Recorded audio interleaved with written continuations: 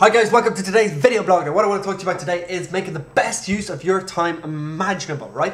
We've all done this. You go onto the internet, you've got all the best intentions of work, and you sit there and all of a sudden you get distracted by a video or somebody sends you a link on Twitter or whatever, and before you know it, 2-3 hours gone, you haven't done a thing, right? So the way that I do it, right, everybody works differently, but the way that I do it for myself is, first off, I wake up at 7 in the morning, the first thing I do for an hour is I drink some coffee and I read the internet. I read all my RSS feeds, I read all the newspapers, watch videos, whatever it is I want to do, read the sports results. 8 o'clock on the dot, I stop, right, and I'm drilling myself down into doing work. And what I do is I write myself out one of these sheets. Now you can see up there I put timelines on it, so every day is different. So I do one every morning, 3 hours in the morning for example for recipes, another hour for writing blogs. And what I do is I know, for example, a recipe takes me about 20 minutes to write, right? So I can do 3 in an hour. And that's quite a comfortable 3. So what happens is I'll start writing the recipes and I set myself the goals because I know I'll sort of skip away and see a couple of things as it goes along. But once the deadline comes a little bit closer, you know that you have to make those 3 recipes and you rush towards the end. So I get the 3 done every hour. So you've got to set yourself deadlines like that. Another thing that I do, might not work for everybody, but I never, ever, ever answer my phone, right? I leave it on answer machine. If somebody really wants to get in contact with you and it's really important, they'll just leave a message and you call them back, right? Not very important. If it's super urgent and somebody's died, they'll call the office and somebody will get in touch with you, right? So at about 12 o'clock lunchtime, I'll go on, I'll have 5 messages, listen to them, important, not important. If it's important, I'll call them straight back.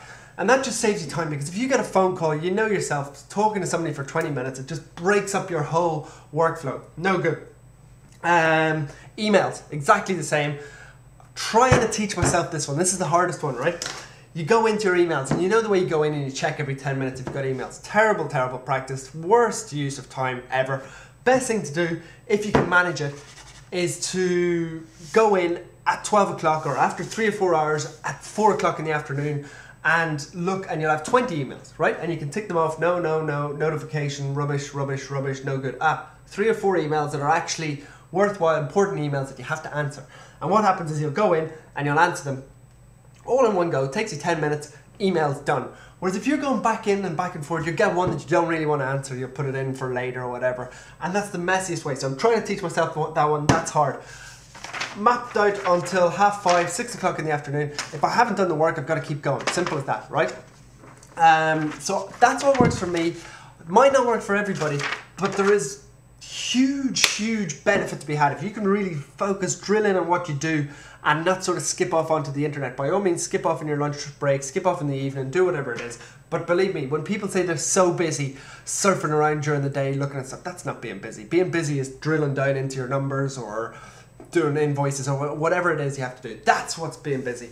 Nothing worse than being a busy fool. That's it for today. Try and be more productive. Cheers.